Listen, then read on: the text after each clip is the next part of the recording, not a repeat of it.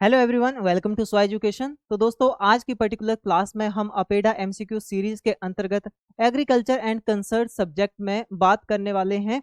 हमारे पास जो most important question होंगे वो रहेंगे आपके एग्रीकल्चरल इकोनॉमिक्स और इकोनॉमिक्स से रिलेटेड। ठीक है, तो आज की हमारी जो है क्लास नंबर 4 होने वाली है, जिसमें कंप्लीटली जो हम इकोनॉमिक्स सेक्शन को जो है यहाँ पर कवर करेंगे, क्योंकि काफी सारे क्वेश्चन जो है आपके इकोनॉमिक्स एंड मार्केटिंग रिलेटेड जो है प्रीवियस ईयर के एग्जाम में पूछे गए थे। तो इसलिए काफी इंपॉर्टेंट जो है आपको यहाँ पर रहता है कि इसके जितने भी जो है क्वेश्चंस बनते हैं जो अक्सर ही एग्जाम्स में पूछे गए हैं या प्रीवियस ईयर एग्जाम में, या इसके अलावा जो है अदर एग्रीकल्चर एग्जाम में जो पूछे जाते हैं, इकोनॉमिक्स और एग्रीकल्चर इकोनॉमिक्स से रिलेटेड जो क्वेश्चन हमारे पास यहाँ पर आज हम डिस्कस करेंगे। ठीक है, 25 मोस्ट इंपॉर्टेंट क्वेश्चन जो है इकोनॉमिक्स से रिलेटेड है। बाकी लास्ट में हम जो है हॉर्टिकल्चर के प्लांटिंग सिस्टम में रिलेटेड जो है 5 इंपॉर्टेंट क्वेश्चंस के बारे में भी यहीं पर बात करेंगे इस क्लास के माध्यम से। ठीक है,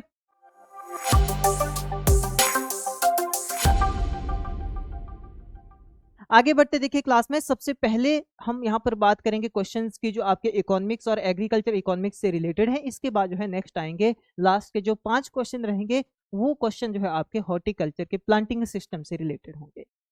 क्लियर है भाई? चलिए आगे बढ़ते क्लास में। देखिए सबसे पहला क्वेश्चन जो हमारे पास है आज की क्लास का, देखिए फर्स्ट क्वेश्चन क्या कह रहा है, what does the law of diminishing marginal utility state. कि डिमिनिशिंग मार्जिनल यूटिलिटी का जो लॉ है, नियम है, वो क्या है।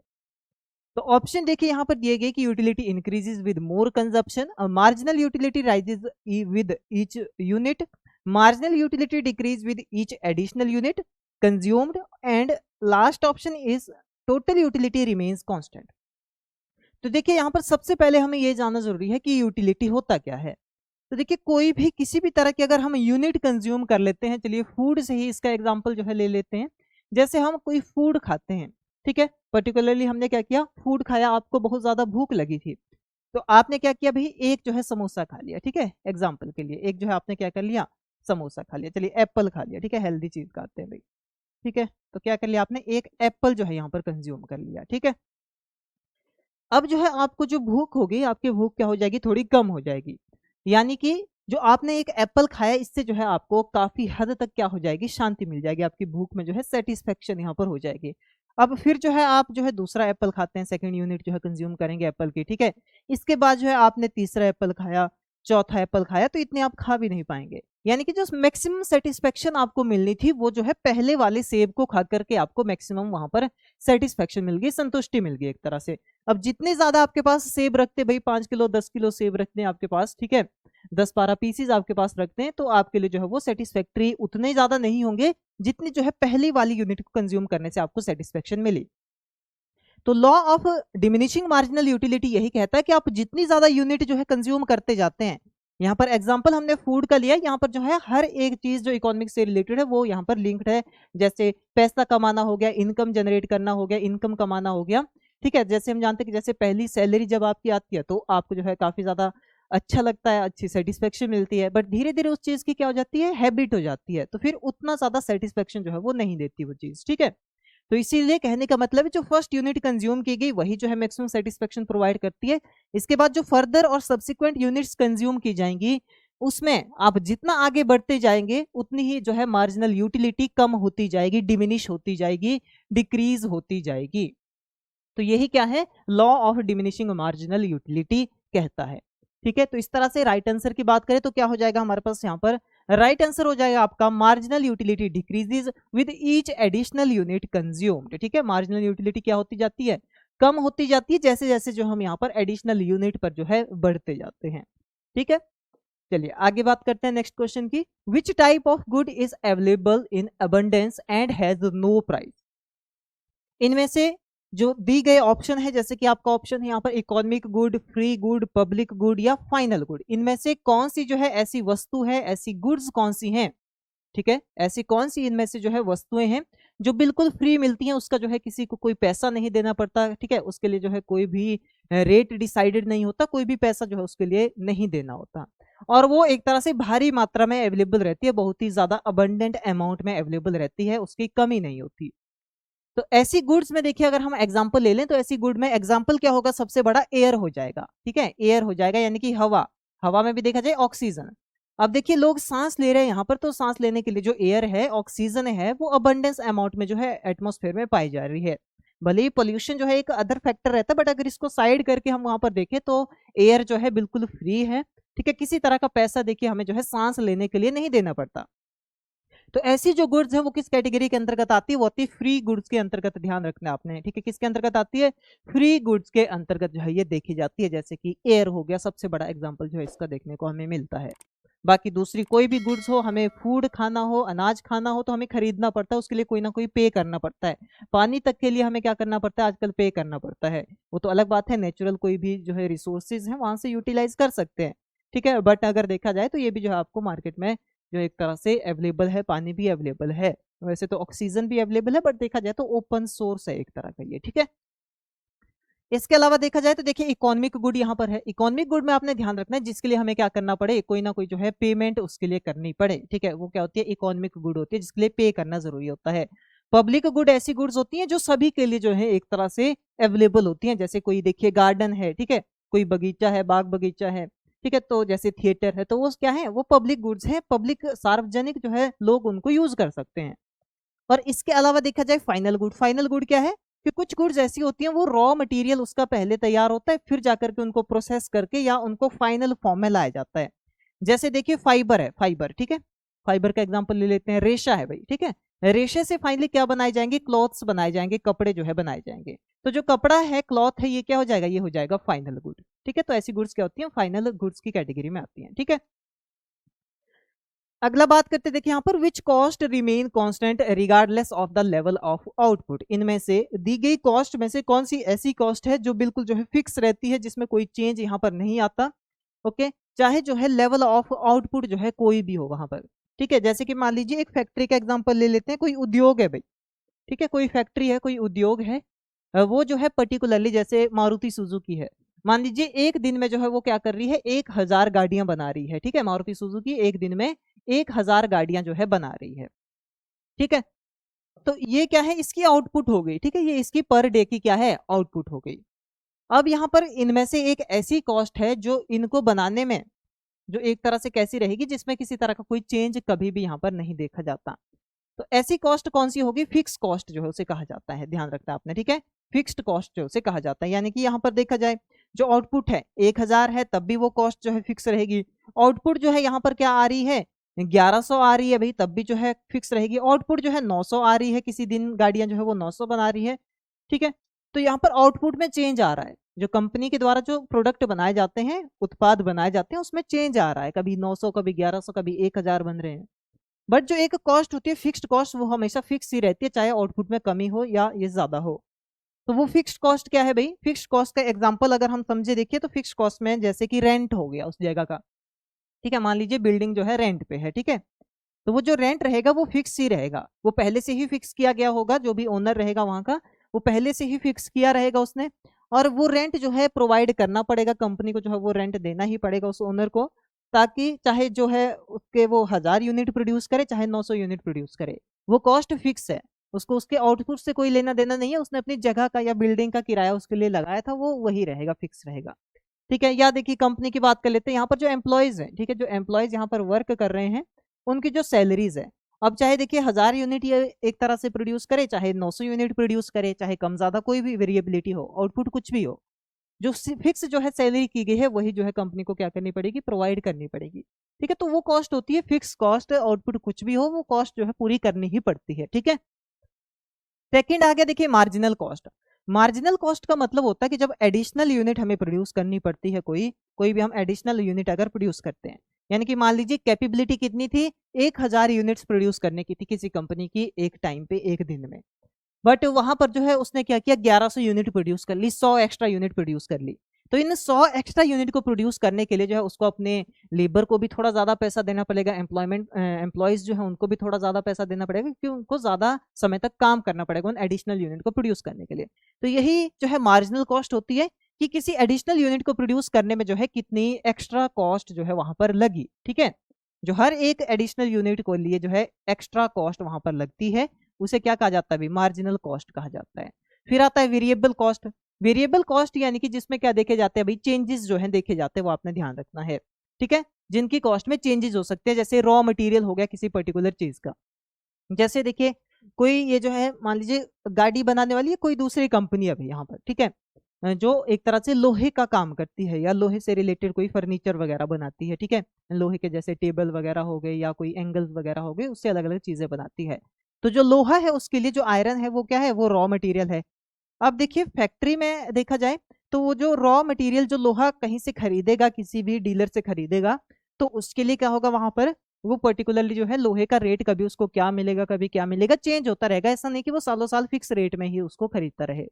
तो इसमें जो चेंज आते हैं, ऐसे चेंज जो आते हैं कॉस्ट में पर्टिकुलरली ज्यादातर देखा जाए तो रॉ मटेरियल में चेंजेस देखे जा सकते हैं भाई, ठीक है। और इसके अलावा अगर हम बात करें देखिए लेबर में भी जो है चेंजेस देखे जा सकते हैं। जैसे पुराने टाइम पर कुछ साल पहले की बात करें तो मजदूरी जो है उतनी ज्यादा नहीं मिलती थी, लेबर कॉस्ट उतनी ज्यादा जो है नहीं होती थी, ठीक है। जो है मजदूर की दिहाड़ी होती थी 300 350 रुपए और मिस्त्री की दिहाड़ी होती थी 500-600 रुपए। अब जो है यहाँ पर डबल हो गया है, लगभग जो है डबल हो गया है, ठीक है। तो ये जो कॉस्ट है ऐसी कॉस्ट को वेरिएबल कॉस्ट कहते हैं, जो समय के साथ साथ जो है और आउटपुट के साथ साथ चेंज होती है। जैसे यही एग्जाम्पल था, 1000 यूनिट प्रोड्यूस होने की कैपेबिलिटी थी और हायर किया गया था एम्प्लॉयज को उसी के लिए, बट 1100 यूनिट प्रोड्यूस हो रही है तो इनको जो है उसका कुछ एडिशनल चार्जेस जो है देने पड़ेंगे, एडिशनल जो है सैलरी में देना पड़ेगा इनको, ठीक है। तो ऐसी कॉस्ट क्या होती है, वेरिएबल कॉस्ट होती है, ठीक है। और टोटल कॉस्ट क्या है, जो सभी कॉस्ट को मिलाकर के जो है ओवरऑल कॉस्ट देखी जाती है, ठीक है। मोस्ट कॉमनली जिसमें फिक्स्ड कॉस्ट और वेरिएबल कॉस्ट या मार्जिनल कॉस्ट सारे इन्वॉल्व होते हैं, वो टोटल कॉस्ट होता है, सारा का सारा जो खर्चा आया है, ठीक है। तो इसका राइट आंसर हमारे पास ऑप्शन नंबर फर्स्ट हो जाएगा, फिक्स्ड कॉस्ट। देखिए अगला देखिए क्वेश्चन, जीडीपी यानी कि gross domestic product minus depreciation is called.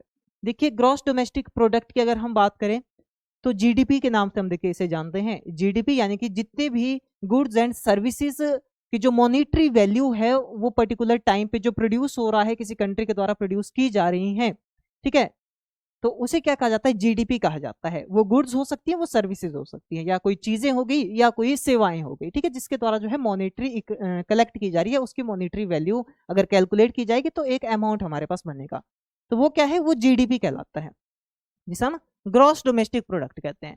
अब देखिए ग्रॉस डोमेस्टिक प्रोडक्ट से जब डेप्रिसिएशन जो है घटा दी जाती है, डेप्रिसिएशन यानी कि जो उसमें खर्चा आया है, जो उसमें इनपुट आया है, इनपुट में जो एक तरह से उसको तैयार करने में, उन गुड्स और सर्विसेज को तैयार करने में भी खर्चा आया होगा कुछ, ठीक है, उसको हटा करके जो है यहाँ पर कौन सी कॉस्ट हमारे पास निकल करके आती है, यानी कि जीडीपी से अगर हम जो है इनपुट कॉस्ट यानी जिसे हम डेप्रिसिएशन कहते हैं उसको अगर हटा दें तो कौन सी कॉस्ट जो है निकल करके आती है। तो एग्जांपल देखिए यहाँ पर ऑप्शन दिया गया आपके पास, जीएनपी यानी कि ग्रॉस नेशनल प्रोडक्ट आता है, एनएनपी यानी कि नेट नेशनल प्रोडक्ट आता है, एनडीपी यानी कि नेट डोमेस्टिक प्रोडक्ट आता है, या रियल जीडीपी यानी कि जो रियल ग्रॉस डोमेस्टिक प्रोडक्ट है। तो बताइए भाई इनमें से कौन सा जो हमारे पास जीडीपी से डेप्रिसिएशन माइनस करके जो है कौन सी कॉस्ट हमें यहाँ पर अवेलेबल होती है। तो इसका आपने ध्यान रखना है। देखिए ग्रॉस डोमेस्टिक प्रोडक्ट से डेप्रिसिएशन माइनस होने पर जो है हमारे पास कॉस्ट निकल करके आती है नेट डोमेस्टिक प्रोडक्ट, ठीक है, ध्यान रखता है कौन सी आती है भाई, नेट डोमेस्टिक प्रोडक्ट जो है निकल करके आता है। जैसे हम जानते हैं ग्रॉस का मतलब क्या हुआ, जो ओवरऑल फायदा हुआ जिसमें से अभी हमने खर्चा नहीं हटाया, उसका जो इनपुट में हमने वहां पर यूज किया उसका खर्चा नहीं हटाया अभी तक, ठीक है, तो वो हो गया ग्रॉस। जब जो है हम वहां पर कंप्लीटली क्या देखते हैं कि उसमें कुछ खर्चा भी आया है भाई, ठीक है, उसमें जो है उस चीज को तैयार करने में भी कोई ना कोई जो है जो रॉ मटेरियल खरीदा गया उसका खर्चा हटा दो, लेबर के चार्जेस लगे उसका खर्चा हटा दो, रेंट लगा उसका खर्चा हटा दो, फिर जाकर के जो फाइनल हमारे पास जो नेट प्रॉफिट हुआ उसे हम क्या कहते हैं, ओवरऑल एक नेशनल वाइज जो उसे नेट डोमेस्टिक प्रोडक्ट कहा जाएगा, ठीक है, क्लियर हो गया। इसके अलावा हमारे पास देखिए अदर ऑप्शन दिए गए हैं, जीएनपी यानी कि ग्रॉस नेशनल प्रोडक्ट दिया गया है। तो देखिए डोमेस्टिक प्रोडक्ट जहां पर डोमेस्टिक टर्म आए, जीडीपी आए, यानी कि सारी की सारी जो चीजें या जो गुड्स या जो सर्विसेज है वो इंडिया में ही प्रोड्यूस हो रही हैं, ठीक है, सिर्फ और सिर्फ इंडिया के अंदर ही प्रोड्यूस हो रही है, विद इन कंट्री प्रोड्यूस हो रही हैं, वो आपने ध्यान रखना है, ठीक है, विद इन कंट्री प्रोड्यूस हो रही हैं तो वो डोमेस्टिक प्रोडक्ट होगा। जब जो है यहाँ पर टर्म यूज होती है नेशनल, जैसे ग्रॉस नेशनल प्रोडक्ट हो गया या नेट नेशनल प्रोडक्ट हो गया, तो इसका मतलब क्या है कि जो कंट्री में भी प्रोड्यूस हुई, विद इन कंट्री भी जो चीजें प्रोड्यूस हुई, प्लस जो अब्रॉड से भी कमाया गया, ठीक है, विदेशी व्यापार से जो कमाया गया, यानी कि जो इंडिया से एक्सपोर्ट की गई चीजें, उस एक्सपोर्ट से भी जो धन कमाया गया, मॉनेटरी वैल्यू जो कमाई गई, पैसा जो कमाया गया, उन दोनों को प्लस करके जो हमारे पास वैल्यू आती है वो होता है ग्रॉस नेशनल प्रोडक्ट, ठीक है, दोनों मिला करके, यानी कौन कौन सा, कंट्री में भी जो सारा का सारा जीडीपी कंट्री का था, प्लस अब्रॉड से भी जो कमाई की गई, वो क्या होता है आपका ग्रॉस नेशनल प्रोडक्ट। अब नेट नेशनल प्रोडक्ट की बात करें तो दोनों में, यानी कि जो आपका पर्टिकुलरली क्या है, जो जीडीपी है उसका भी डेप्रिसिएशन हो जाएगा, और साथ ही साथ जो अब्रॉड में जो है यहाँ पर हमने एक तरह से अब्रॉड से कमाई की, तो उसको वहां तक पहुंचाने के लिए भाई नेशनल ट्रेड इंटरनेशनल ट्रेड में ले जाने के लिए भी कुछ खर्चा आया होगा, ट्रांसपोर्टेशन कॉस्ट आई होगी, सर्टिफिकेशन लेने के लिए कॉस्ट आई होंगी, तो वो घटा करके जो हमारे पास फिर कॉस्ट आती है दोनों व्यापारों की, तो वो हमारे पास क्या हो जाता है, नेट नेशनल प्रोडक्ट हो जाता है। ठीक है, क्या होता है वो नेट नेशनल प्रोडक्ट होता है। आगे बात करते हैं, देखिए what does CRR refer to in monetary policy. देखिए मॉनेटरी पॉलिसी की अगर हम यहाँ पर बात करें, मॉनेटरी यानी कि जो मुद्रा पद्धति होती है, ठीक है, मुद्रा पॉलिसी जो रहती है, इसमें सीआरआर जो है उसका क्या मतलब रहता है, कैपिटल रिकवरी रेट होता है, या कैश रिजर्व रेशो होता है, या क्रेडिट रिस्क रेशो होता है, या सेंट्रल रेट ऑफ रिटर्न होता है। तो देखिए ध्यान देना आपने, क्या होता है ये कैश रिजर्व रेशो होता है। ठीक है, क्या होता है कैश रिजर्व रेशो, सीआरआर मतलब कैश रिजर्व रेशो। अब कैश रिजर्व रेशो क्या है भाई, आपने समझना इस चीज को, जैसे जो आरबीआई है सेंट्रल बैंक है भाई, ठीक है, आरबीआई है, तो जो आरबीआई क्या है, पर्टिकुलरली आरबीआई क्या करता है, बैंक्स जो कमर्शियल बैंक्स हैं उनको पैसा देता है भाई, ठीक है, कमर्शियल बैंक्स को जो है पैसा देता है, ठीक है, जो कमर्शियल बैंक्स रहते हैं। ओके, जिसे हम क्या कहते हैं भाई, रेपो रेट कहते हैं, तो क्या कहते हैं, रेपो दर कहा जाता है, रेपो रेट कहा जाता है। तो यहाँ पर देखिए एक आरबीआई, और अगर हम कानूनों के अंतर्गत देखें तो जो आरबीआई क्या करता है, कमर्शियल बैंक को पैसा तो देता है, बट एक फिक्स जो है एक पॉलिसी बनाता है, मॉनेटरी पॉलिसी के अंतर्गत ये है कि बैंक्स को जो है कुछ पैसा पैसे की फॉर्म में ही बैंक में रखना पड़ेगा। ठीक है, जैसे कि पर्टिकुलरली अगर देखा जाए तो जो बैंक्स है, बैंक्स जो है लोन भी प्रोवाइड कर रहे हैं, कमर्शियल बैंक जो है सब्सिडीज भी प्रोवाइड कर रहे हैं। ठीक है, सारा का सारा जो पैसा है वो बैंक से ही जा रहा है, चाहे किसानों को जा रहा है, चाहे किसी भी काम में जा रहा है, तो बैंक से ही जा रहा है वो।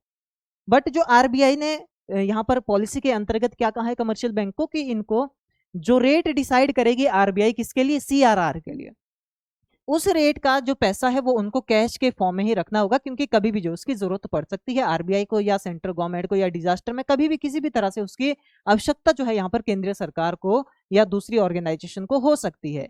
तो इमरजेंसी के तौर पर जो है ये कैश रिजर्व रेशो काम में आता है, यानी कि जो पैसा रहेगा वो सिर्फ कैश फॉर्म में ही रखा जाएगा, जब भी उसकी जरूरत रहेगी तो वो यूज कर लिया जाएगा।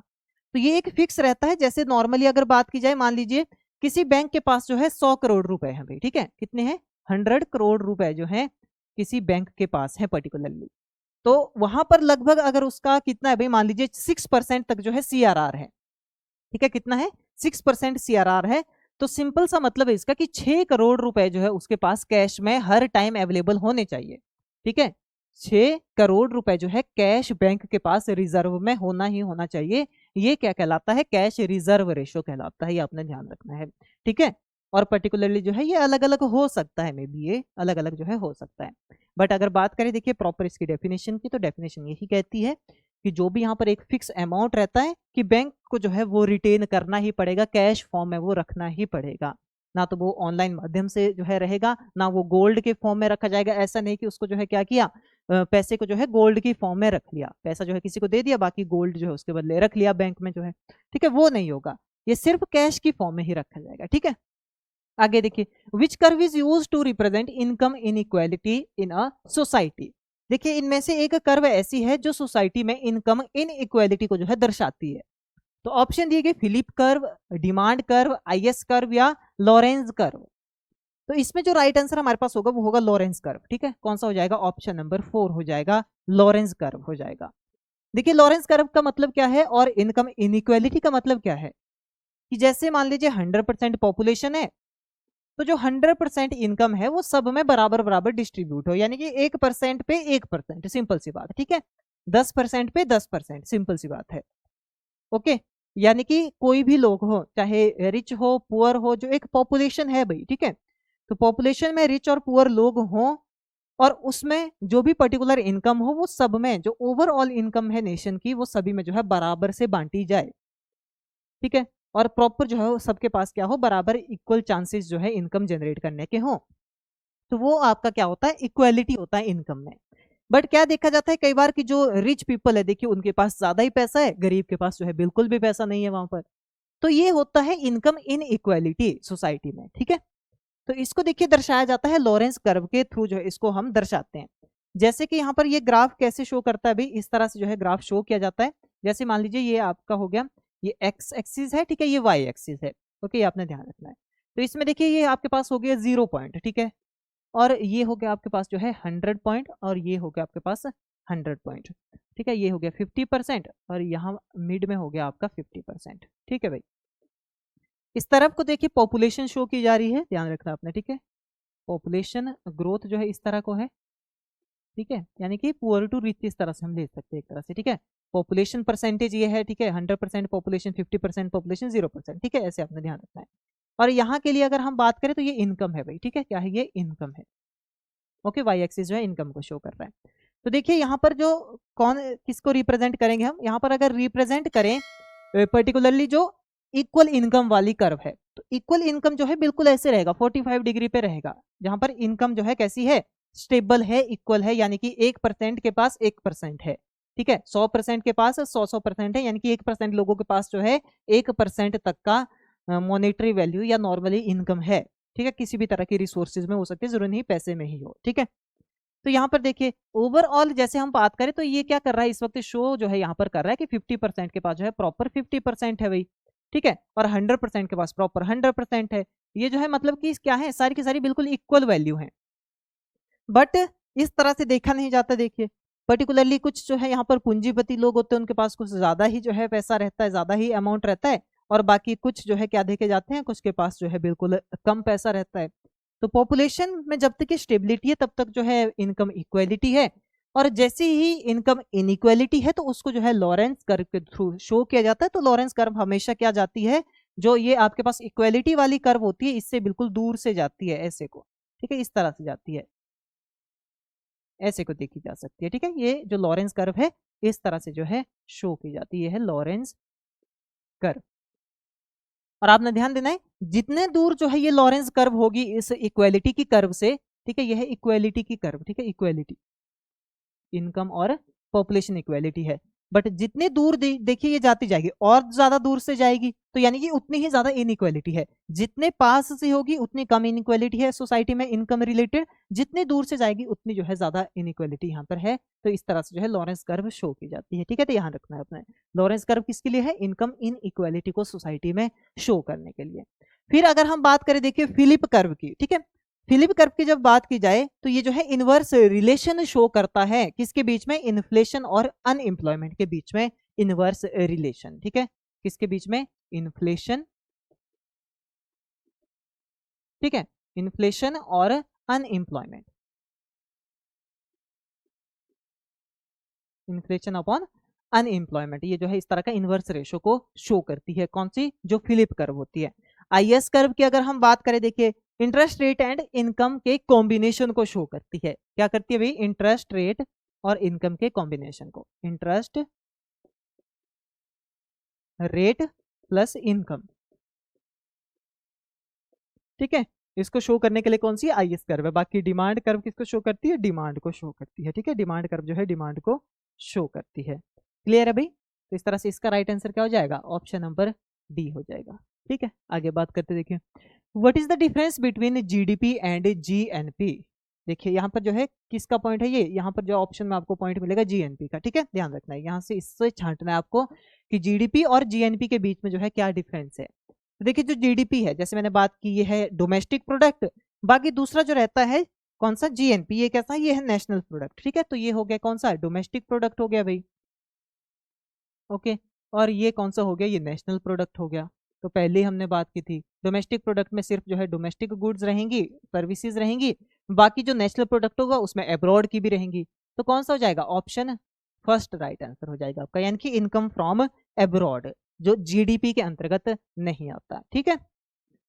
नेक्स्ट देखिए अगला क्वेश्चन है which economic term means the satisfaction derived from consuming product. क्या कहा जाता है इस चीज को, यानी कि कोई प्रोडक्ट हम कंज्यूम करते हैं उससे हमें सेटिस्फेक्शन मिलती है, तो वो चीज क्या है, पहले भी हमने इसके बारे में बात की। उसे जो है क्या कहा जाता है, इकोनॉमिक्स की लैंग्वेज में जो है उसे क्या कहते हैं भाई, यूटिलिटी कहते हैं, ठीक है, क्या कहते हैं, यूटिलिटी, यानी कि किसी भी यूनिट को कंज्यूम करने पर जो सेटिस्फेक्शन मिलती है वो यूटिलिटी कहलाती है। क्लियर है भाई।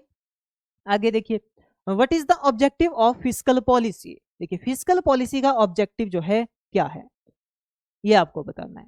तो देखिए इसमें ऑप्शन दिया गया है to regulate export and import, इससे जो है एक्सपोर्ट एंड इंपोर्ट रेगुलेट किया जाता है भाई, चलाया जाता है सही तरीके से।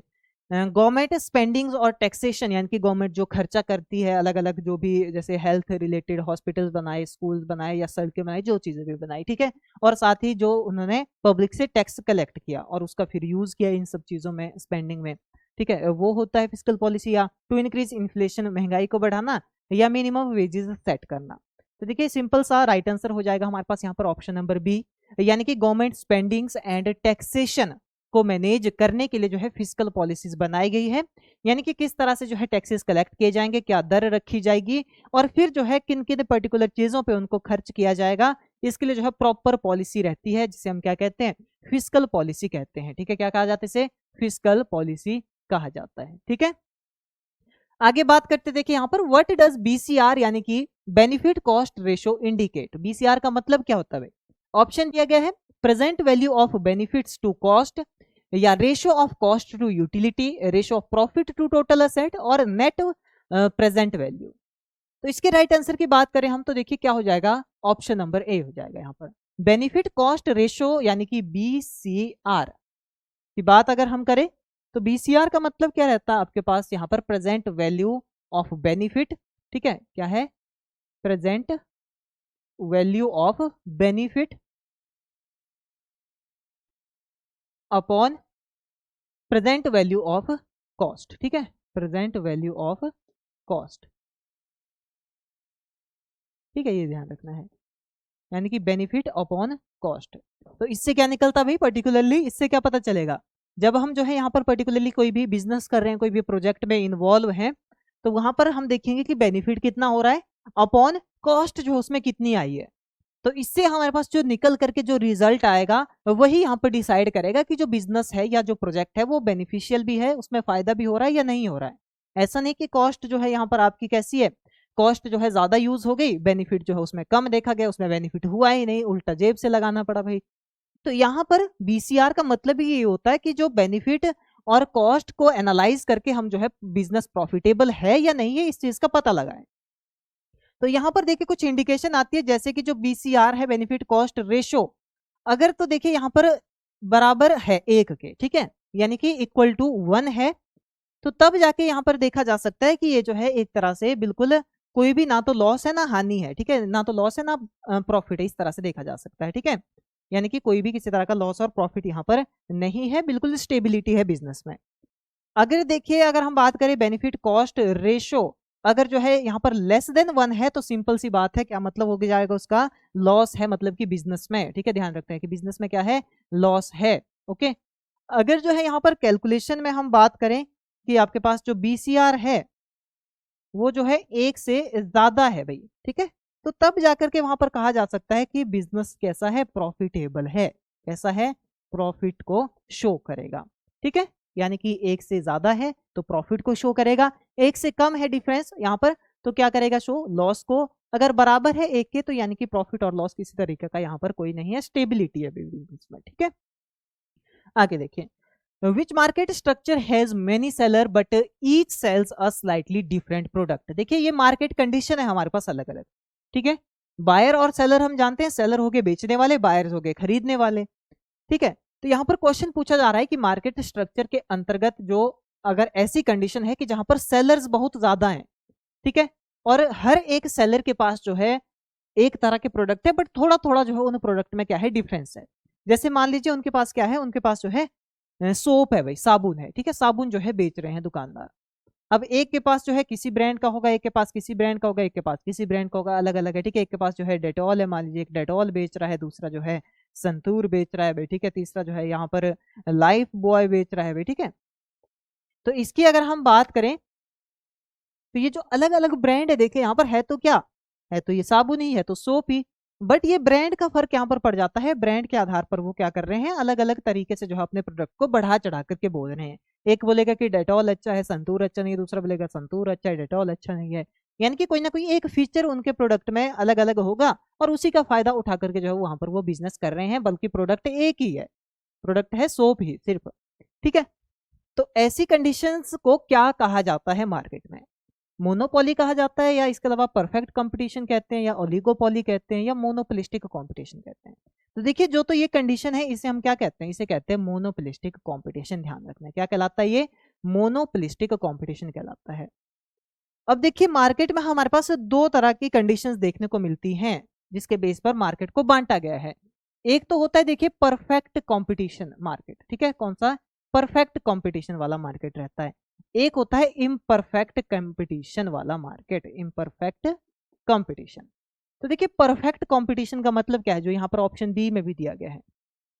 परफेक्ट कंपटीशन का ये मतलब है कि सेलर मान लीजिए कितने हैं, पर्टिकुलर 10 सेलर हैं, खरीदने वाले भी जो है इतने ही है 10-12 लोग, और वो जो है पर्टिकुलरली जो जो एक दूसरे का जो भी यहाँ पर वो प्रोडक्ट है वो बेच रहे हैं, ठीक है, सारे के सारे जो है वहां पर दुकानें हैं, सबके पास जो जैसे प्रोडक्ट एक बेच रहा है वैसे ही प्रोडक्ट दूसरा बेच रहा है। यानी कि बिल्कुल जो है वहां पर कंपटीशन की कोई भी भावना नहीं है, पूरा का पूरा मार्केट है, प्रोडक्ट जो है बिक रहा है, खरीदने वाले भी बहुत है, बेचने वाले भी बहुत है, और सभी का जो है फायदा हो रहा है। तो वो तो होता है क्या, परफेक्ट कंपटीशन।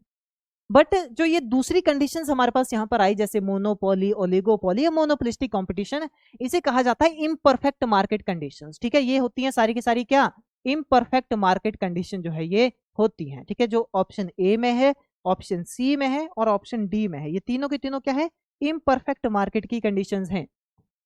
ओके, यानी कि यहाँ पर क्या होता है, यहाँ पर जो है कहीं ना कहीं ऐसा देखा जाता है कि कहीं पर जो है खरीदने वाले ज्यादा हैं, बेचने वाले कम है, कहीं पर बेचने वाले ज्यादा है, खरीदने वाले कम है, कहीं पर जो है प्रोडक्ट से जो है यहाँ पर एक दूसरे को कंपटीशन में पीछे छोड़ रहे हैं, कहीं पर ब्रांड से जो है एक दूसरे को पीछे छोड़ रहे हैं, यानी कि किसी ना किसी तरीके से कंपटीशन हो रहा है मार्केट में, तो उसे इम्परफेक्ट मार्केट कहा जाता है। जैसे मोनोपोली में क्या है भाई, मोनोपोली में बेचने वाला एक सिंगल पर्सन होता है, ठीक है, सिर्फ एक जो है दुकानदार है, बाकी सारे के सारे जो है वहां पर खरीदने वाले हैं, बाकी जो है किसी की शॉप जो है उस तरीके का सामान नहीं बेचती। जैसे कोई एक गांव है भाई, ठीक है, कोई एक बड़ा गांव है, वहां पर मोबाइल शॉप मान लीजिए सिर्फ एक ही मोबाइल शॉप है, तो वो बाहर नहीं जा सकते अगर गांव वाले खरीदने कहीं, तो वो उसी की दुकान से जो है सारी की सारी वैसी चीजें खरीदेगी, या इलेक्ट्रॉनिक की अदर चीजें, मोबाइल फोन या ईयरफोन्स वगैरह जो भी हैं। तो यानी कि सिर्फ वही वो अपने हिसाब से फिर मनमानी करेगा, अपने हिसाब से रेट लगाएगा, पता है कि इनको खरीदना तो पड़ेगा ही भाई यहाँ से, ठीक है। तो जहां पर क्या हो, मार्केट की जो स्थिति है और जो प्राइस का डिसाइड करने की जो पावर है, जब वो सेलर के हाथ में होती है, बेचने वाले के हाथ में होती है, क्योंकि वो एक ही है बेचने वाला, वहां पर दूसरा है ही नहीं कोई, तो ऐसी कंडीशन को मोनोपोली कहा जाता है, ठीक है, ध्यान देना है। दूसरी हमारे पास कंडीशन दी गई है ओलिगोपोली। ओलिगोपोली थोड़ी सिमिलर कंडीशन होती है मोनोपोलिस्टिक कंपटीशन की तरह, ठीक है, थोड़ी थोड़ी सिमिलर इसी तरह की कंडीशन देखी जाती है, ठीक है। बट यहाँ पर जो व्यापार चलता है, देखिए जैसे ओलिगोपोली है, यहाँ पर जो है प्रोडक्ट उनके पास कैसे हो सकते हैं, टोटली डिफरेंट प्रोडक्ट, नॉर्मली अगर देखा जाए तो अलग अलग प्रोडक्ट उनके पास होते हैं, और ज्यादा भी नहीं होते वो, ठीक है। जैसे मोनोपोली की ही थोड़ी, मोनोपोली में एक है बेचने वाला, यहाँ लगभग 3-4 हो गए भाई, ज्यादा नहीं है फिर भी, और इन्हीं के हाथ में जो है प्राइस कंट्रोल फिर भी रहेगा। 3-4 ही लोग हैं, आपस में ये कोलैबोरेशन करके, आपस में बातचीत करके जो है प्राइस सेट कर लेंगे कि तुम भी इसी प्राइस में बेचना, मैं भी इसी प्राइस में बेचूंगा, दोनों का फायदा हो जाएगा, तीनों का फायदा हो जाएगा। तो वो होता है ओलिगोपोली मार्केट, ठीक है, जहां पर कुछ ही लोग होते हैं बेचने वाले, खरीदने वाले बहुत हैं। फिर मोनोपोलिस्टिक कंपटीशन हमने यहाँ पर देखा कि ब्रांड वैल्यू के आधार पर जो है अपने प्रोडक्ट को बढ़ा चढ़ा करके जो है बेच दे रहे हैं, बाकी प्रोडक्ट एक ही है, थोड़े बहुत माइनर डिफरेंसेस जो है पाए जा रहे हैं प्रोडक्ट में, ब्रांड के डिफरेंसेस पाए जा रहे हैं बस, ठीक है। तो ये होती है मार्केट की डिफरेंट कंडीशंस, ठीक है भाई। आगे देखिए, what does the human development index major. देखिए ह्यूमन डेवलपमेंट इंडेक्स के थ्रू क्या मेजर किया जाता है भाई, जीडीपी की ग्रोथ मेजर करते हैं, या इनकम इनइक्वालिटी मेजर करते हैं, या इनकम, एजुकेशन और हेल्थ के बारे में जो है यहाँ पर मेजरमेंट की जाती है, या इसके अलावा जो है पॉपुलेशन डेंसिटी की एनालिसिस की जाती है।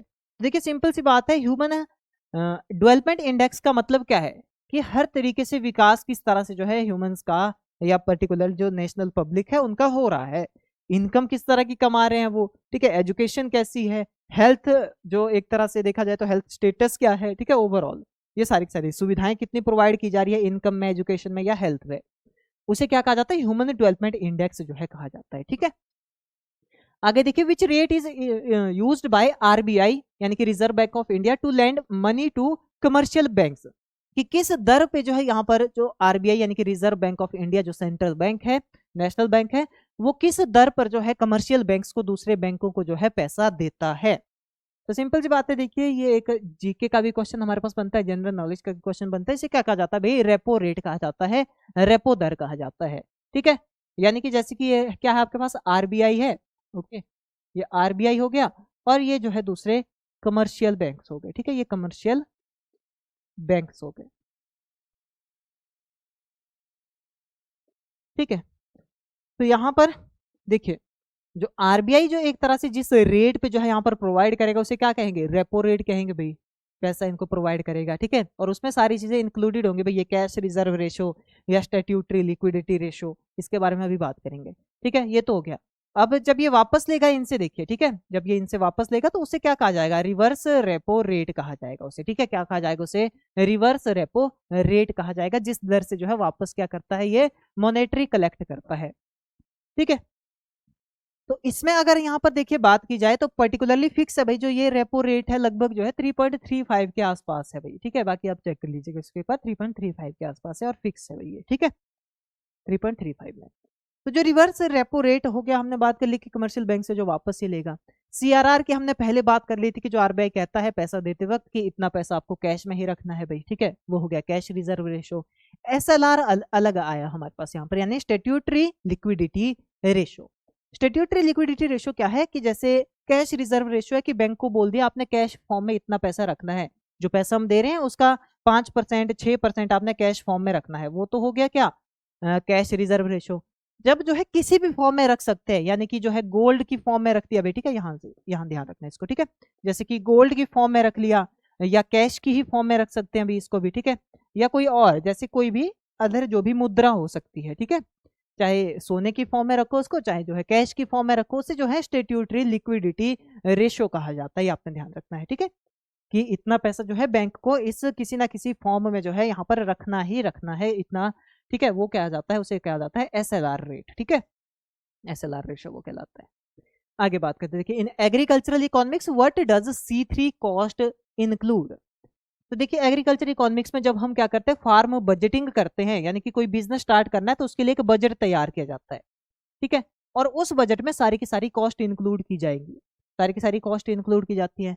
तो उन कॉस्ट में मोस्टली हमारे पास 3 कॉस्ट देखने को मिलती है जब फार्म बजटिंग की जाती है, एक हो गया C1, एक हो गया C2 और एक हो गया C3 कॉस्ट। यहाँ पर हमसे पूछा गया कि एग्रीकल्चर इकोनॉमिक्स में C3 कॉस्ट का मतलब क्या होता है। तो देखिए ध्यान देना आपने, C3 कॉस्ट का मतलब होता है C2 प्लस 10% मैनेजमेंट कॉस्ट, ठीक है। और ये 10% कहां से आई, ये C2 का ही 10% होता है, ध्यान रखना है, ठीक है, C2 का ही 10%। तो अभी समझ लेते, देखिए C1 C2 C3 है क्या। जैसे C1 की बात करें तो C1 रहता है यहाँ पर जो टोटल कॉस्ट आई है भाई, ठीक है, जो हम क्या करते हैं पे करते हैं, जो कॉस्ट पेड कॉस्ट है, ठीक है, जो हमने क्या कर दिया, जो यूज हो गया भाई, कोई सामान खरीदा फार्म के लिए, जैसे कोई खेती कर रहे हैं, खेती के लिए हमने बीज खरीदा, फर्टिलाइजर खरीदा, उसके लिए पैसा दिया, ठीक है, बाकी वहां पर लेबर वगैरह यूज की, उसको पैसा दिया भाई, ठीक है, वो सारी चीजें वो क्या होती है, वो होती है C1 कॉस्ट, ठीक है, सारे का सारा जितना भी पैसा हमने पे कर दिया भाई। दूसरा आता है हमारे पास यहाँ पर C2 मतलब जैसे कि कोई रेंट वगैरह हो गया, ठीक है, या कोई रेंट हो गया, ठीक है, जैसे खेत है अगर रेंट पे है तो उसका रेंट कितना बनता, अगर वो रेंट पे लिया होता, वो सारी चीजें लैंड लेबर कॉस्ट वो एनालाइज की जाती है, वो आपका क्या होता है भाई C2 कॉस्ट हो गया। इसमें देखा जाए तो फैमिली इनकम, जो फैमिली को भी अगर लेबर के रूप में यूज किया है तो वो भी जो है इंक्लूड की जाती है, कि अगर वो लेबर बाहर से आई होती, क्योंकि फैमिली वालों को तो पैसा देना नहीं है, वो तो अपने आप काम करेंगे भाई, अपनी इच्छा से काम करेंगे खेतों में। बट अगर वो बाहर से लेबर कॉस्ट कैलकुलेट की जाए तो वो कितनी आती, ठीक है, अगर हम 10 अगर देखिए 5 फैमिली मेंबर काम कर रहे हैं और 5 लेबर वाले करने पड़ते तो उनको कितना पैसा देना पड़ता, तो वो भी इंक्लूड किया जाता है इसी में, ठीक है, रेंट या फैमिली लेबर वगैरह वो भी आ जाती है। फिर C3 कॉस्ट होती है C2 प्लस जो अदर 10% जो मैनेजमेंट कॉस्ट आती है, वो क्या होगी आपकी C3, जो C2 की, यानी C2 क्या है, उसमें C1 भी रहेगा आपका, ओके, C1 प्लस रेंट और लेबर वगैरह वो सारी चीजें, ठीक है, वो क्या हो गया आपका, उसे हम C2 कहेंगे। C3 यानी कि जो C2 है ये सारा का सारा प्लस इसमें जो है 10% है जो मैनेजमेंट कॉस्ट आई, उसे क्या कहा जाता है भाई यहाँ पर, उसे जो हम C3 कॉस्ट कहेंगे, ठीक है। तो ये आपने ध्यान देना। आगे बात करते हैं, देखिए what is the term for producing goods at a lower opportunity cost than others. देखिए यहाँ पर सिंपल सा ये क्वेश्चन पूछा जा रहा है कि अगर आपकी कोई देखिए फर्म है, कोई फैक्ट्री है, ठीक है, इससे आपने समझना है, ठीक है, एक फैक्ट्री देखिए ए है और एक दूसरी फैक्ट्री बी है, ओके। अब मान लीजिए यहाँ पर क्या है कि ये जो है एक दिन में 100 चीजें बनाती है, ठीक है, 100 पर्टिकुलर इनकी आउटपुट आती है, 100 आउटपुट आती है। और इनकी भी कितनी आती है 100 आउटपुट आती है। ठीक है, और क्वेश्चन पूछा जा रहा है कि उस टर्म के लिए हम क्या यूज करते हैं, जो गुड प्रोड्यूसिंग करने की टर्म है, किस कंडीशन में, कि lower opportunity cost than others. यानी कि यहाँ पर क्या है कि इन्होंने जो है कितना खर्चा किया, 100 यूनिट को प्रोड्यूस करने के लिए, मान लीजिए, ठीक है, इन 100 यूनिट को प्रोड्यूस करने के लिए इन्होंने खर्चा किया, मान लीजिए 1 लाख रुपया। ठीक है, 100 यूनिट कोई प्रोड्यूस की और उसके लिए 1 लाख रुपए का खर्चा इन्होंने किया। ठीक है, और यहाँ पर क्या किया गया भाई, यहाँ पर जो है उन्हीं ने क्या किया, दूसरी जो फर्म है, फर्म जो ए है, उसने जो है सिर्फ 90,000 में ये प्रोड्यूस कर लिया। ठीक है, 90,000 में जो है ये प्रोड्यूस कर ली। जो 1 लाख में प्रोड्यूस होनी थी वो जो है यहाँ पर क्या कर ली, 90,000 में ही प्रोड्यूस कर ली। ओके, कितनी, 100 गुड्स में। इन्होंने 100 गुड में सिर्फ 100 रुपए लगाए, इन्होंने जो है 100 गुड में क्या लगा लिए, जो है यहाँ पर जो है 1 लाख रुपए लगा लिया। ठीक है, तो देखिए लोअर में, यानी कि इससे कम दाम में क्या कर लिया इन्होंने, जो है प्रोड्यूस कर लिए चीजें। तो ऐसी जो कॉस्ट है उसे क्या कहा जाता है भाई, तो ऐसी कॉस्ट को हम क्या कहते हैं, कंपैरेटिव कॉस्ट कहते हैं। ध्यान रखना है, क्या कहते हैं उसे, कंपैरेटिव कॉस्ट जो है उसे कहा जाता है। यानी कि दूसरे के कंपैरिजन में कम खर्चे में जो है ज्यादा उत्पादन यहाँ पर या उसके बराबर उत्पादन कर लिया। ठीक है, वो क्या होगी आपकी कंपैरेटिव कॉस्ट। इसके बाद एब्सोल्यूट कॉस्ट, देखिए यहाँ पर पूछा गया है, एक टर्म दी गई है एब्सोल्यूट कॉस्ट। एब्सोल्यूट कॉस्ट का मतलब क्या होता है कि सिमिलर कॉस्ट में ही जो है यहाँ पर क्या हुआ, प्रोडक्शन जो है हो रही है, सिमिलर कॉस्ट है, सिमिलर जो है यहाँ पर प्रोडक्शन हो रही है। ठीक है, वो हो गया एब्सोल्यूट कॉस्ट, जितनी दूसरे लगा रहे हैं उतनी ही कॉस्ट जो है हम भी लगा रहे हैं। फिर आता है देखिए इकोनॉमीज ऑफ स्केल, यहाँ पर हमें देखने को मिलता है। इकोनॉमीज ऑफ स्केल में क्या है कि हमने जो है यहाँ पर कम खर्चे में ज्यादा से ज्यादा जो है यहाँ पर प्रोडक्शन ले ली, जितने खर्चे में जो है वो एक सीमित प्रोडक्शन करता है। ठीक है, तो वो आपका इकोनॉमीज ऑफ स्केल जो है कहा जा सकता है उसे। ओके, और इसके बाद देखिए बात करें मार्जिनल प्रोडक्ट एडवांटेज, हमें यहाँ पर देखने को मिलता है। तो मार्जिनल प्रोडक्ट एडवांटेज सिमिलर जैसे मार्जिनल कॉस्ट हमारे पास रहती है, कि जो हमने क्या किया, जैसे पर्टिकुलरली यहाँ पर जो है 1 लाख रुपए लगा करके 100 यूनिट प्रोड्यूस की। ठीक है, और यहाँ पर भी 1 लाख रुपए लगा करके 100 यूनिट प्रोड्यूस कर ली। तो हमने जो है थोड़ा और ज्यादा अमाउंट यहाँ पर बढ़ा दिया और क्या कर लिया, थोड़ी एडिशनल यूनिट जो है प्रोड्यूस कर ली। ठीक है, 1 लाख की जगह 1.5 लाख लगा दिया, मान लीजिए। ठीक है, 1.5 लाख रुपीज जो है इस इंडस्ट्री ने लगा दिए। तो ये जो है 100 की जगह अब कितना प्रोड्यूस कर रहा है, ये 100 की जगह जो है अब 150 यूनिट प्रोड्यूस कर रहा है। तो इन 150 एक्स्ट्रा यूनिट को प्रोड्यूस करने के लिए जो एक्स्ट्रा खर्चा आया, वो मार्जिनल प्रोडक्ट एडवांटेज जो है यहाँ पर रहता है, और उससे कमाई भी करेगा भाई। ठीक है, वो तो मार्जिनल कॉस्ट हो गया, जो इससे कमाई की जाएगी वो जो है मार्जिनल प्रोडक्ट एडवांटेज हो गया। यानी कि पहले इनपुट भी थोड़ी ज्यादा लगाई, बट उससे जो है उसने प्रॉफिट भी थोड़ा ज्यादा कमा लिया इनसे, ऑप्शन ए से। ठीक है, तो ये रहता है हमारे पास डिफरेंट टाइप ऑफ कॉस्ट। आगे देखिए, what does the law of demand state, law of demand जो है क्या है, when price increases demand increases, जब प्राइस बढ़ता है तो उसकी डिमांड भी बढ़ जाती है। When price increases supply decreases, जब प्राइस बढ़ता है तो सप्लाई जो उस चीज की कम हो जाती है। When price decreases demand increases, जब प्राइस कम हो जाता है किसी चीज का तो उसकी डिमांड जो है बढ़ने लग जाती है। या when price decrease supply increase, कि जब जो है दाम गिर जाते हैं तो सप्लाई बढ़ जाती है। तो देखिए बात करें अगर लॉ ऑफ डिमांड की, तो लॉ ऑफ डिमांड कहता क्या है कि when price decreases demand increases. ठीक है, कि जब किसी वस्तु के दाम जो है कम हो जाते हैं, बाकी कंडीशन जो है यहाँ पर क्या है, स्टेबल है भाई। बाकी कंडीशन को जो है अगर हम एक तरह से ये देखें कि बाकी सारी की सारी कंडीशन जो है स्टेबल है, कांस्टेंट है। ठीक है, दूसरी कंडीशन जो मार्केट के अदर फैक्टर रहते हैं जब तक वो कांस्टेंट है। ठीक है, तो उनके अलावा अगर हम बात करें, अगर प्राइस में डिक्रीज आया, ठीक है, अदर चीजों में क्या है भाई, कांस्टेंट चीजों में क्या है, जैसे कि फैशन से बाहर हो गई चीज, या जो है लोग उसे पसंद ही नहीं करते, डिसफेवर करते हैं उस चीज को। उसके अलावा ठीक है, उन चीजों को अगर हम एक तरह से साइड में कर दे थोड़ी देर के लिए, तो लॉ ऑफ डिमांड सीधा सीधा कहता है कि अगर किसी चीज का प्राइस कम होता है तो उसके लिए जो है खरीदार बहुत ज्यादा हो जाते हैं। ठीक है, तो उसके लिए जो है खरीदार बहुत ज्यादा हो जाते हैं। बट कहीं कहीं जो है ये कंडीशन जो हमने कहा कि अगर कंडीशन स्टेबल रही, दूसरी कंडीशन अदर कंडीशन अगर स्टेबल है, तो अदर कंडीशन में जैसे कि देखिए आउट ऑफ फैशन है, जैसे पर्टिकुलरली देखिए अगर देखा जाए कपड़ों के ही फैशन में देखा जाए तो समय समय पर चेंज होता जाता है। अगर 1950 वाले जो फैशन के कपड़े थे, अगर आजकल जो है वो अगर 5 रुपए में मिल रहे हैं तो कोई उन्हें खरीदेगा नहीं, भले ही प्राइस उनका 5 रुपए, बट फिर भी कोई नहीं खरीदेगा उनको।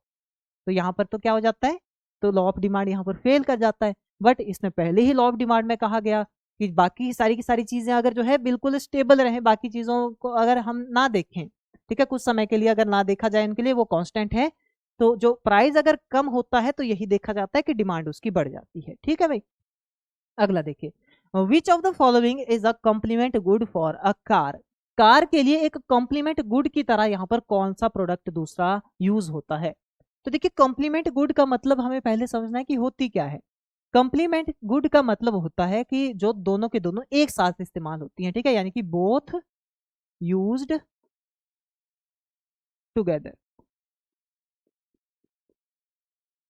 ओके, पहली बात तो ये याद रखनी है कि दोनों के दोनों जो है एक साथ यूज होती है।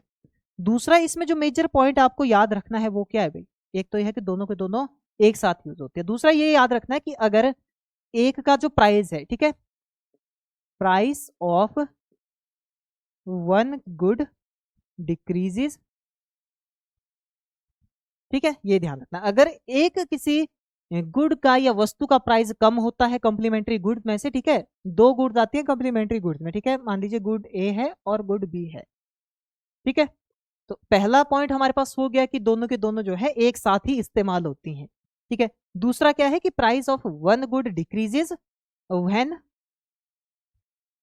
ठीक है, then price, then demand for other increase.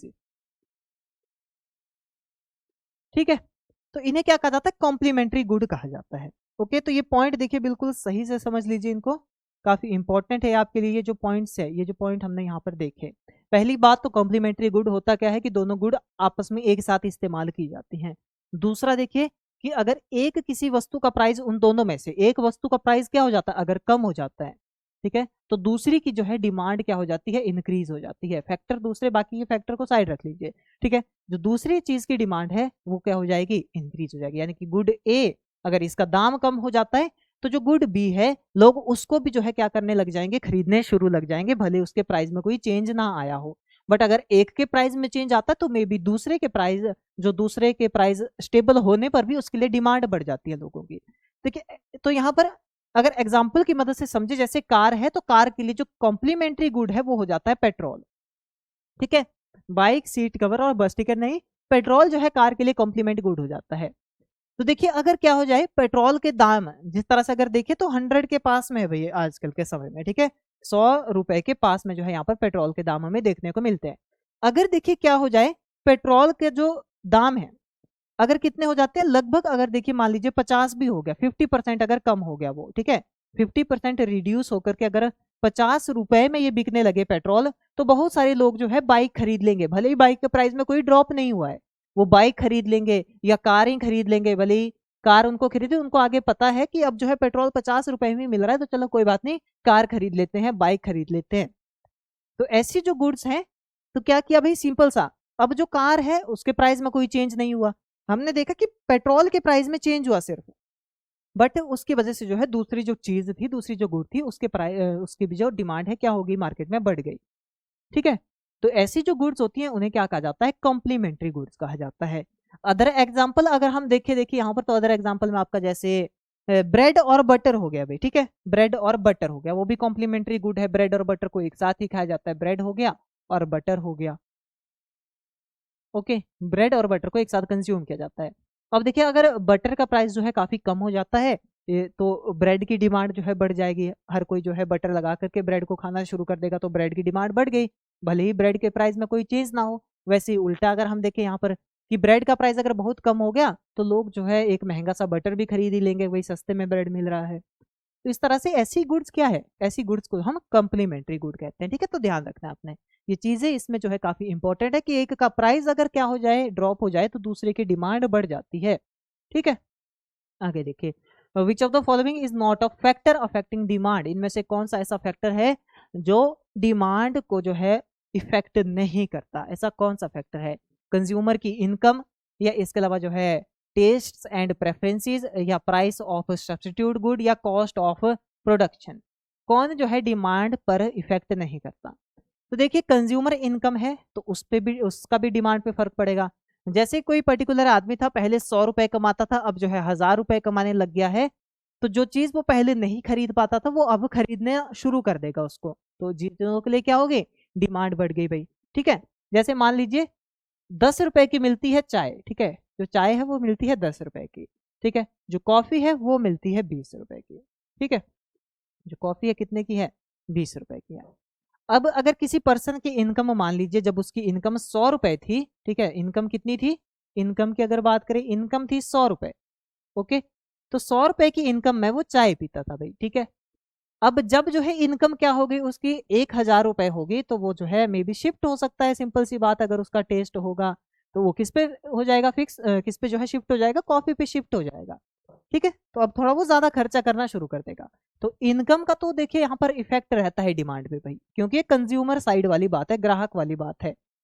दूसरी तरफ टेस्ट एंड प्रेफरेंसेस, वो भी वही बात है, ठीक है, टेस्ट एंड प्रेफरेंसेस के आधार पर अगर मुझे कोई चीज पसंद है, मुझे वो चीज टेस्टी लगती है तो मैं उसे खरीदूंगा ही खरीदूंगा, या पब्लिक को कोई चीज टेस्टी लगती है तो वो उसे खरीदेंगे ही खरीदेंगे, तो उसकी डिमांड जो है बढ़ गई, इफेक्ट पड़ रहा है डिमांड पे, सिंपल सी बात है। और अगर टेस्ट अच्छा नहीं है तो डिमांड कम हो जाएगी, डिमांड पे इफेक्ट पड़ गया। तीसरा प्राइस ऑफ सब्स्टिट्यूट गुड, यानी कि जैसे ये है, जैसे हमने यहाँ पर बात की, एक जो है क्या है, जो चाय है वो 10 रुपए की है, जो कॉफी है वो 20 रुपए की है। अगर मान लीजिए यहाँ पर जो है कॉफी का प्राइस ड्रॉप होकर के 10 की जगह 11 रुपए हो गया मान लीजिए, ठीक है, चाय के प्राइस से मात्र 1 रुपए ज्यादा है, तो इससे क्या हो गया, जो इससे सब्स्टिट्यूट गुड है भाई, टी और कॉफी सब्स्टिट्यूट है, यानी कि अगर चाय नहीं मिले तो कॉफी भी पी जा सकती है उसकी जगह पर। तो सिंपल सी बात यही कही जा रही है कि देखिए चाय का प्राइस था 10 रुपए, कॉफी का प्राइस था 20 रुपए, मान लीजिए अगर कॉफी का प्राइस जो है चाय के प्राइस के पास में हो गया, लगभग 11 रुपए हो गया, तो लोग जो है 10 की जगह 1 रुपया और बढ़ा करके दे देंगे, बट चाय की जगह कॉफी पी ले। तो वो क्या है भाई, वहां पर भी इफेक्ट पड़ रहा है भाई, डिमांड पर इफेक्ट पड़ेगा, चाय की डिमांड कम हो जाएगी, कॉफी की डिमांड बढ़ जाएगी, तो प्राइस का भी इफेक्ट है भाई। सब्स्टिट्यूट गुड का प्राइस जब कम ज्यादा होता है तो डिमांड पर फर्क पड़ता है, कम ज्यादा डिमांड होती है। बट जो चौथा ऑप्शन दिया गया, देखिए इसको ध्यान से देखिए, कॉस्ट ऑफ प्रोडक्शन, इसका कोई इफेक्ट नहीं पड़ेगा, क्योंकि कंज्यूमर साइड वाली बात ही नहीं है, प्रोडक्शन करना कंज्यूमर का काम ही नहीं है, प्रोडक्शन करना जो है प्रोड्यूसर का काम है। तो इस चीज को प्रोड्यूसर देखेगा, कंज्यूमर को कोई वो नहीं है भाई, उसको जो है अपने इनकम टेस्ट और प्राइस के अकॉर्डिंग ही क्या करने हैं भाई, उसको जो है चीजें लेनी है। तो कॉस्ट ऑफ प्रोडक्शन का जो है डिमांड पर किसी तरीके का कोई भी इफेक्ट जो है नहीं होता, सप्लाई पर इफेक्ट हो सकता है भाई, ये ध्यान रखना है, ठीक है। कॉस्ट ऑफ प्रोडक्शन का सप्लाई पर इफेक्ट होता है, ये ध्यान रखना है, मार्केट में आपूर्ति उसकी कितनी हो रही है, वो चीजें मार्केट में आ रही है नहीं आ रही है, ये सप्लाई पर जो है डिपेंड करता है, ठीक है, सप्लाई पर जो है यहाँ पर इफेक्ट पड़ेगा, डिमांड पर नहीं पड़ेगा। अगला देखिए, what is the result of an increase in the number of sellers in the market. देखिए अगर जो है बेचने वाले इंसान या बेचने वाले जो पर्टिकुलर पर्सन है, उनका अगर नंबर मार्केट में बढ़ जाए तो उससे जो है मार्केट में क्या चीज इंक्रीज या डिक्रीज होगी। जैसे ऑप्शन दे दिया गया कि इससे सप्लाई बढ़ जाएगी अगर बेचने वाले जो है बढ़ गए मार्केट में, डिक्रीज इन सप्लाई, सप्लाई में कमी आ जाएगी, डिक्रीज इन डिमांड, डिमांड में कमी आ जाएगी, या इंक्रीज इन प्राइस, प्राइस जो है यहाँ पर बढ़ जाएगा चीजों का। क्या होगा भाई, अगर हम नॉर्मली देखें कि क्या हो रहा है, अगर जो है नंबर ऑफ सेलर यानी कि बेचने वालों की संख्या अगर मार्केट में बढ़ जा रही है तो उसका क्या इफेक्ट होगा, तो इससे क्या होगा, इंक्रीज इन सप्लाई, ध्यान रखना क्या होगा भाई, इसमें इंक्रीज इन सप्लाई होगा, यानी कि जितने ज्यादा देखिए बेचने वाले होंगे, मान लीजिए 10 लोग थे बेचने वाले, तो उनके पास जो है लिमिटेड चीजें थी, ठीक है, मार्केट में जो है अवेलेबिलिटी कम थी, सप्लाई का मतलब कि मार्केट में हैं कितनी वो चीजें, ठीक है। और अगर जो है यहाँ पर बेचने वाले जो है 10 की जगह 20 हो गए, तो अब मार्केट में वो चीजें क्या होगी, डबल होगी, मार्केट साइज वही है, चीजें जो है क्या होगी वहां पर डबल होगी। बेचने वाले अगर 30 हो गए तो ये जो है अपना अपना स्टॉक मेंटेन करके रखेंगे, तो मार्केट में सप्लाई क्या हो गई, बढ़ गई। तो इसलिए जब नंबर ऑफ सेलर जो है इंक्रीज होता है तो क्या होता है भाई, यहाँ पर सप्लाई जो है इंक्रीज होती है। वहीं पर जब नंबर ऑफ कंज्यूमर जो खरीदने वाले हैं, बायर्स, जब यहाँ पर क्या होंगे, इंक्रीज होंगे, तो डिमांड में जो है क्या आएगा, इंक्रीज आएगा, ठीक है, डिमांड में इंक्रीज आएगा। आगे देखिए, which term is defined as the price at which quantity demand is equal to quantity supplied, यानी कि उस टर्म को हम क्या कहते हैं अभी, जहां पर जो है जो डिमांडेड क्वांटिटी है, सप्लाई भी उतनी है, और जितनी डिमांड आ रही है उसके अकॉर्डिंग ही सप्लाई आ रही है, सिंपल शब्द में अगर कहें, ठीक है। यानी कि जो सप्लाई है, ध्यान रखना है, जो आपूर्ति है वो डिमांड के अकॉर्डिंग ही है, यानी कि ऐसा नहीं कि डिमांड जो है कम है सप्लाई ज्यादा हो रही है, या जो है डिमांड ज्यादा है सप्लाई कम हो रही है, सप्लाई उतनी है जितनी डिमांड है, दोनों बराबर हैं। तो ऐसी कंडीशन को क्या कहते हैं हम, इक्विलिब्रियम प्राइस पे जो है ये कंडीशन देखी जा सकती है। ठीक है, क्या कहलाता है ये, इक्विलिब्रियम प्राइस जो है ये कहलाता है। ऑप्शन बी राइट आंसर हो जाएगा। ठीक है, अगला क्वेश्चन है, देखिए, if the price of tea rises and the demand for coffee increases, these two goods are. देखिए, अगर देखिए यहाँ पर जो टी के प्राइजेस हैं वो अगर बढ़ जाते हैं और उसके कारण कॉफी के प्राइजेस में इंक्रीज आ जाता है, जैसे हमने अभी यहाँ पर देखिए एग्जांपल भी ये समझा कि जैसे यहाँ पर देखिए, ठीक है, जो ये प्राइजेस हैं, देखिए कॉफी के प्राइजेस क्या हो गए, कम हो गए। अब इससे जो टी है, टी की डिमांड कम होगी, बट कॉफी की डिमांड में क्या आ गया, इंक्रीज आ गया। तो यही क्वेश्चन यहाँ पर पूछा जा रहा है। ठीक है, यहाँ पर थोड़ा अलग से यहाँ पर प्राइजेस चेंज देखा गया। जैसे देखिए, प्राइस ऑफ टी राइजेस, ठीक है, चाय का प्राइस बढ़ गया है या नॉर्मली बढ़ा हुआ है। ठीक है, या अगर जो कॉफी का प्राइस है उसके पास में हो जाता है, या कॉफी का प्राइस जो है क्या है, उसके बराबर जो है चाय का प्राइस पहुंच जाता है। जैसे कि टी बिक रही है 10 रुपए में, ठीक है, सॉरी कॉफी बिक रही है मान लीजिए आपकी 20 रुपए में, वहीं पर चाय का प्राइस भी जो है बढ़ करके कितना हो गया, बढ़ करके जो है मान लीजिए चाय का प्राइस हो गया 18 रुपए, या हो गया जो है आसपास में हो गया कॉफी के प्राइस के। तो वो जो है 2 रुपए ज्यादा देकर के इसको खरीदना जो है पसंद करेंगे, किसको, कॉफी को खरीदना जो है वो पसंद करेंगे। तो यही कहा गया कि अगर चाय के प्राइसेस इतने ज्यादा बढ़ गए कि वो कॉफी के प्राइसेस के पास में आ जाए, तो कॉफी की डिमांड जो है क्या हो जाएगी, बढ़ जाएगी। तो ऐसी कंडीशन को जो है क्या कहा जाता है, और ऐसी गुड्स को क्या कहा जाता है, ये आपको बताना है। तो ऐसी गुड्स क्या होती है भाई, ऐसी गुड्स होती है सब्सटीट्यूट गुड। ठीक है, क्या होती है ये, सब्सटीट्यूट गुड जो है ये रहती है, ये आपने ध्यान देना, क्या कहलाती है ये, सब्सटीट्यूट गुड कहलाती है। क्योंकि एक सब्सटीट्यूट गुड का जब क्या हो जाता है, प्राइस जो है बढ़ जाए, और दूसरी जो उसकी सब्सटीट्यूट है गुड उसके पास में पहुंच जाए, तो उस दूसरी ही गुड का जो अच्छी है थोड़ी, ठीक है, या जिसको जो है एक तरह से लग्जरियस माना जाता है, उसकी जो डिमांड है वो बढ़ जाती है। ठीक है, एग्जाम्पल सीता साहब के पास है यहाँ पर। कॉम्प्लीमेंट्री गुड हमने देखा, जैसे जो है कार और पेट्रोल था, कॉम्प्लीमेंट्री गुड है, दोनों साथ में यूज होती है। इंडिपेंडेंट गुड क्या है, ऐसी गुड जिनका एक दूसरे से कोई भी लेना देना नहीं है, एक का प्राइस कुछ और चल रहा है, दूसरे का प्राइस कुछ और चल रहा है, कोई भी लेना देना उनका जो है आपस में बिल्कुल भी नहीं है, ना उन चीजों को आपस में यूज किया जाता है ना कुछ। ठीक है, जैसे कि एक हो गया कपड़ा भाई, क्लोथ्स हो गए, ठीक है, एक जगह अगर हम रखें तो क्लोथ्स हो गया, और दूसरी जगह अगर हम रखें तो क्या हो गया, फूड हो गया भाई। ठीक है, फूड हो गया। तो देखिए, जो क्लोथ है, फूड है, दोनों जो है इसका कोई रिलेशन नहीं है आपस में भाई, बिल्कुल जो है देखा जाए तो इसका जो है आपस में रिलेशन नहीं देखा जाता, तो ये इंडिपेंडेंट गुड है। अब देखिए, कपड़े के प्राइस में अगर कमी और ज्यादती यहाँ पर हो रही है, तो फूड के प्राइस से जो है उसका कोई लेना देना जो है नहीं है, खाना तो लोगों ने खाना है, वो तो खरीदेंगे ही खरीदेंगे भाई। ठीक है, तो इनका जो है ऐसी गुड्स क्या कहलाती हैं, ऐसी गुड्स जो है आपकी इंडिपेंडेंट गुड कहलाती है, जिनका एक दूसरे से कोई भी लेना देना ही नहीं है। ठीक है, और एक के प्राइस का दूसरे के प्राइस पे या ऐसा कोई इफेक्ट नहीं देखा जाता। फिर देखिए यहाँ पर इंफीरियर गुड्स, इंफीरियर गुड कौन सी गुड्स होती है भाई, इंफीरियर गुड्स की अगर हम बात करें, यानी ऐसी गुड्स पर्टिकुलरली जो आपका किस तरह से यूज की जाती है भाई, जो काफी एक तरह से कम यूज की जाने वाली जो है चीजें रहती है, इंफीरियर गुड्स जो है आपकी ज्यादातर वो कहलाती है हमारे पास। ठीक है, क्या होती है वो ऐसी गुड्स को जो हम इंफीरियर गुड्स जो है कहते हैं। ठीक है,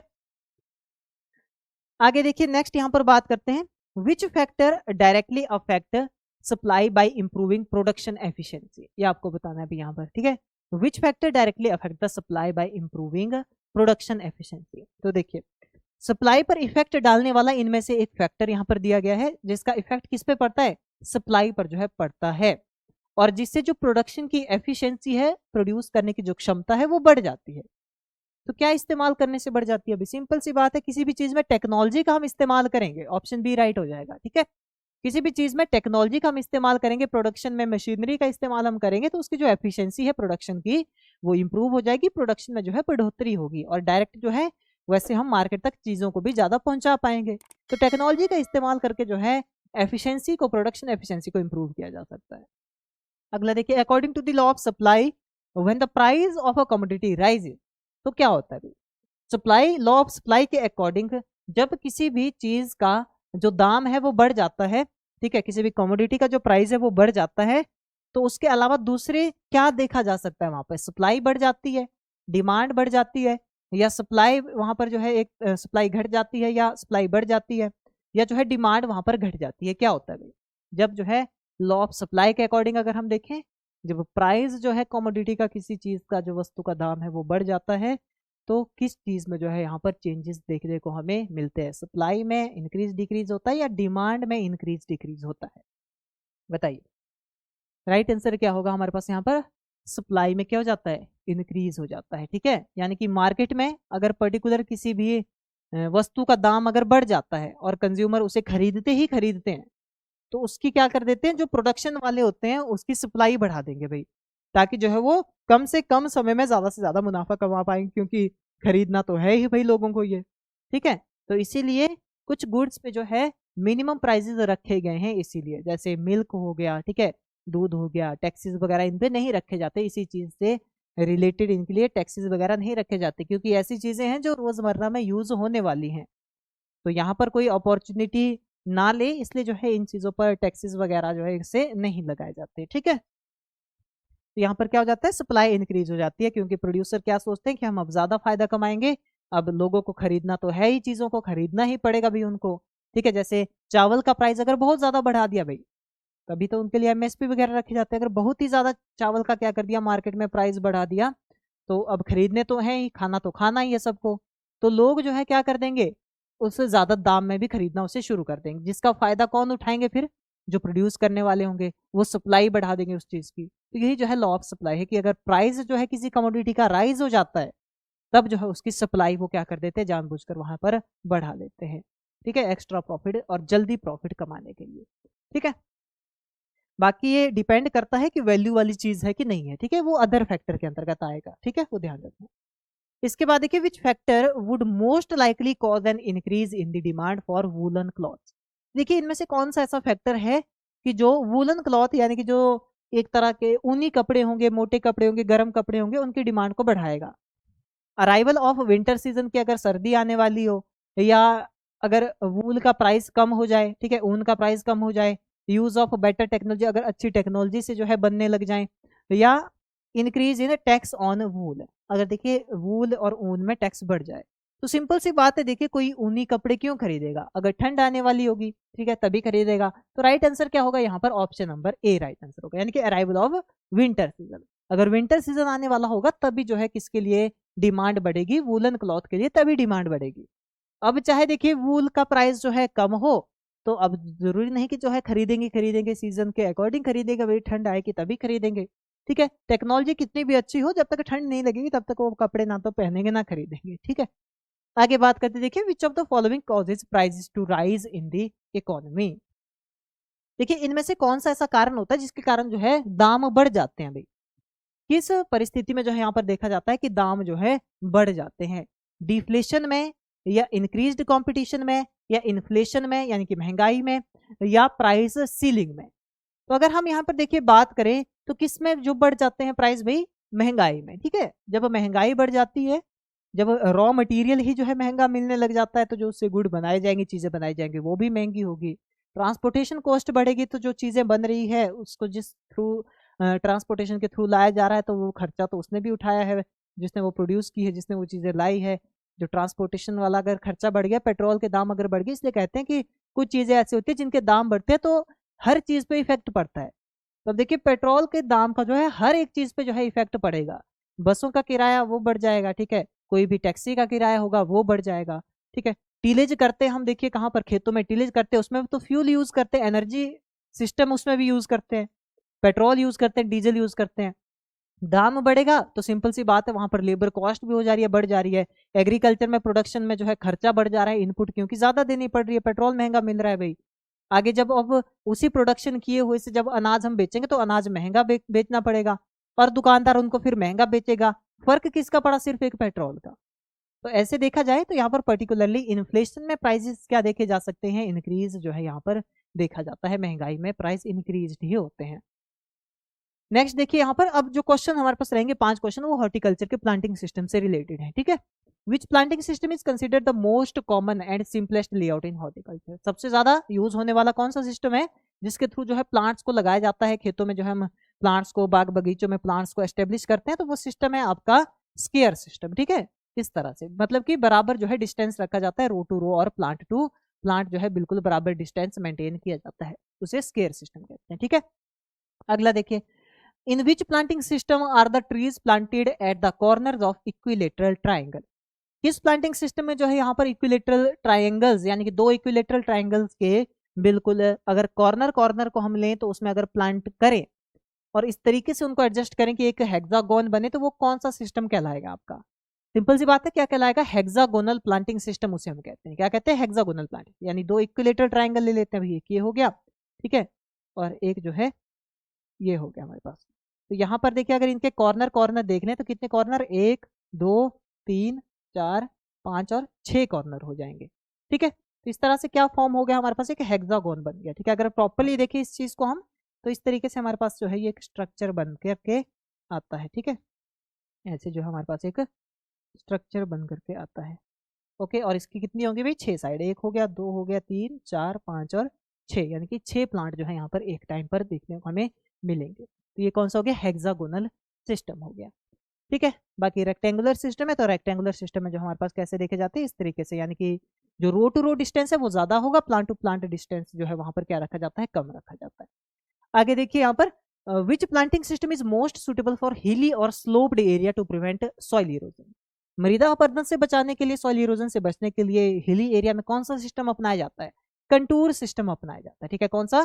कंटूर सिस्टम जो है अपनाया जाता है। आपने देखो जैसे हिली रीजन है भाई, इस तरह के जो है हिल्स हैं, ठीक है, तो इनको काट करके प्रॉपर्ली क्या बनाए जाते हैं? खेत यहाँ पर बनाए जाते हैं, ठीक है। इनको समतल किया जाता है इस तरह से, और जो है इन हिली रीजन में क्या बनाए जाते हैं? खेत जो है बनाए जाते हैं। तो ये जो सिस्टम है देखिए, इसे सीढ़ीनुमा खेती भी हम कहते हैं, टेरेस फार्मिंग भी कहते हैं, तो ये कंटूर कहलाते हैं। क्या कहलाते हैं? ये कंटूर सिस्टम जो है इसे कहा जाता है, ठीक है। तो ये हिली रीजन में अपनाया जाता है।